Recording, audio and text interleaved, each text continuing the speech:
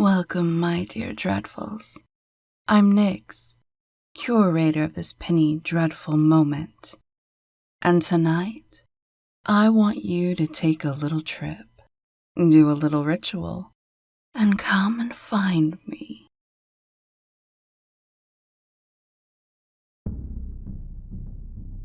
These bizarre instructions are found etched into the wall at the bottom of an old well.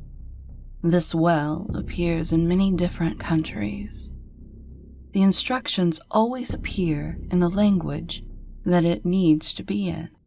I make sure of it. Somewhere, anywhere, in an empty field of grass, there will be a wooden hatch in the ground. The hatch guards an old storm shelter, but this is not your destination. In order to gain access to the alternate opening, you must spill your own blood over the doors. Your vision will dim and blur for a moment, but when it comes back to you, the door will now be made of rusted iron. You may now enter the hatch, if you're brave enough, or stupid enough.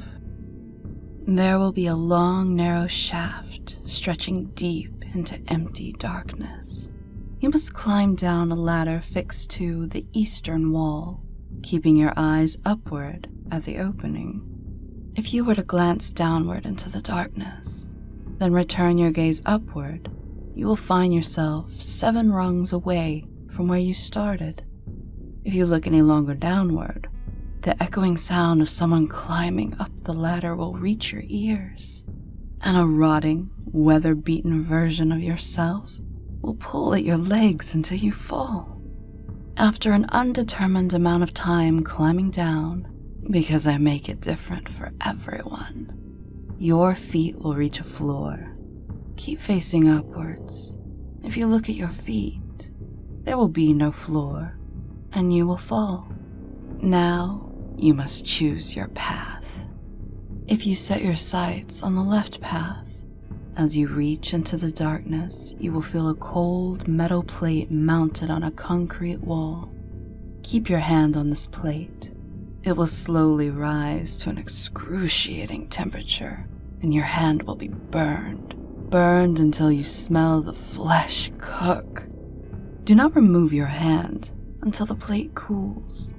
Only then will the lights click on, and now you may turn around. You will find yourself in a long corridor.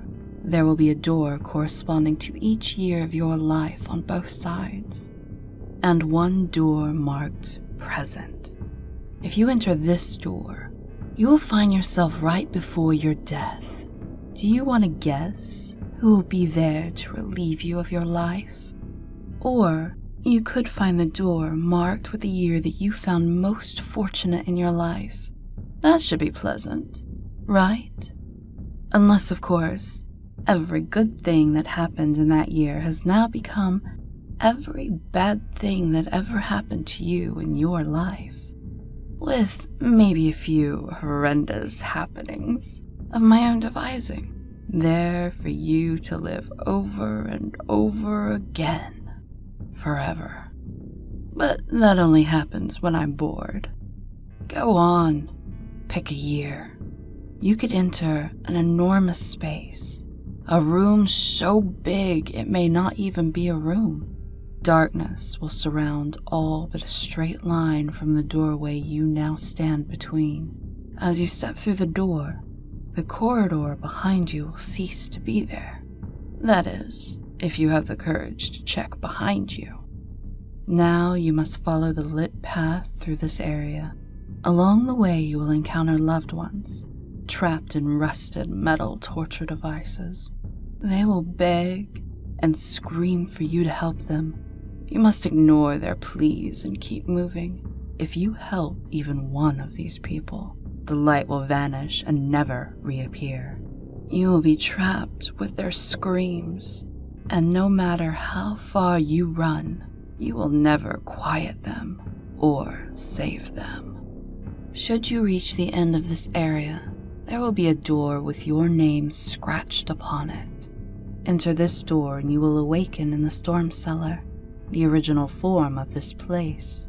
You may now leave, and I would hurry if I were you, because you are very close to boring me, you silly child. If you set your sights on the right path, again as you reach into the darkness, set your hand against the wall, for it will yield different results.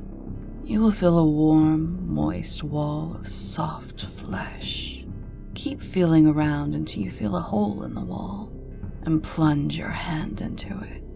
After a few moments, you will be bitten. Just a love bite. An offering of blood is always appreciated. Keep your hand there until the pressure stops. Your eyes will suddenly adjust to a light source you never noticed before. Now turn around. You will see a long corridor paved with pulsating skin, flesh, and muscle. On both sides of this corridor, you should see torn openings that stretch inwards deeply. Cool air will gently flow from each opening rhythmically, as if it is breathing. Walk down the hallway. Do you see the door marked with your mother's name? Never enter this door. Believe me, that's not a trip you want to take. You must look for the opening from which hot air is breathed. If you enter any other opening but this one, the tunnel will never end and you cannot return. Your lack of being able to take direction will not be tolerated. Now, should you decide to enter the correct opening, the tunnel will become gradually wider and more humid. There will be shadows pushing through from both sides of the fleshy walls, trying to crush against you, trying to keep you from emerging on the other side. Keep away from them, if you can, and do not turn around to go back. That will be the last thing that you do. Every so often you will hear the voices of your loved ones. They will beg you to stay with them. You should probably ignore them. After what seems like hours in this place, you will reach a hole leading to a far more narrow and shorter tunnel. Enter this hole and crawl as fast as you can.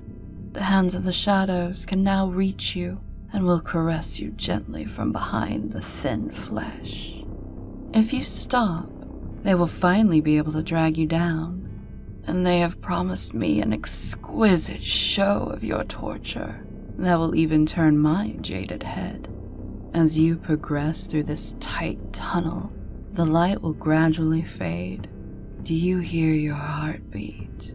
Has it become loud enough that it reaches an almost deafening volume? Crawl faster. You must. I need your fear. I need to taste it. As you're scrambling through the dark tunnel, you hear the flesh walls tear, and you feel the arms almost close around you. You will find yourself falling down an opening, and as you hit the ground and the breath is knocked out of you, you'll open your eyes, and you'll be lying on the floor of the storm shelter. You may now leave. I bet you think I'm going to give you some kind of reward for giving me your fear, for feeding me, for beating the trial you just went through. Humans are so stupid. I have you now. Your night terrors will nourish me for however long you can live through them. But if you want to send someone else to me to take your place, I'll let you go. You can trust me. Now that's the end of our moment together, my dear Dreadfuls. I hope you enjoyed Scribblings in the Well. If you did, let me know in the comments below or on Twitter. And don't forget to share the story and check out the donation link in the description below. Now remember, my little Dreadfuls, don't be afraid of the dark. Be terrified of what is in it. Until next time.